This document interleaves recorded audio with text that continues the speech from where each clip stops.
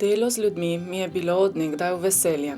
Kot diplomirana inženirka agronomije sem jim zato delila znanje na predavanjih in delavnicah. Meni najljubše tematike so predvsem vezane na pridelavo in predelavo vrtnin, zelišč, sadja ter ohranjanja narave.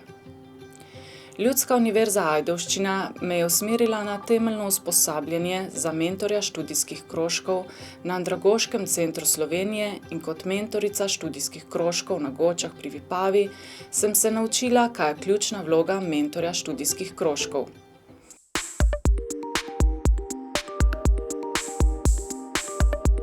Udeležence poslušam, spodbujam in usmerjam k učenju iz različnih virov, kot so knjige, ljudje, spletni viri, ekskurzije in praktične delavnice za izdelavo uporabnih izdelkov.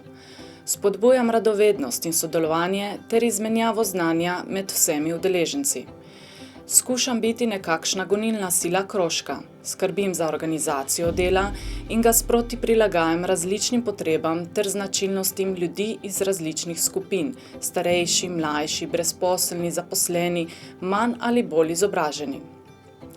V delo vključujem vsakega posameznika posebej in povezujem študijski krožek z različnimi organizacijami. Med in po izvedbi študijskega krožka premislim, kaj je bilo dobro, kaj bi lahko bilo še boljše ali drugače, ter te izboljšave vpeljem v naslednji študijski krožek.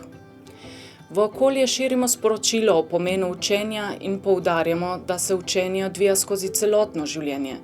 To dosežemo z javnim predstavljanjem naših dosežkov in pridobljenega znanja.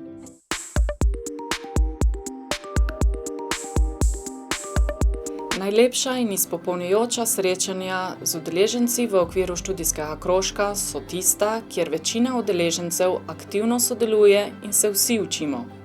Vsak prispeva svoj košček zgodbe in znanja, kar nam omogoča skupno rast. To je vredno ohranjati.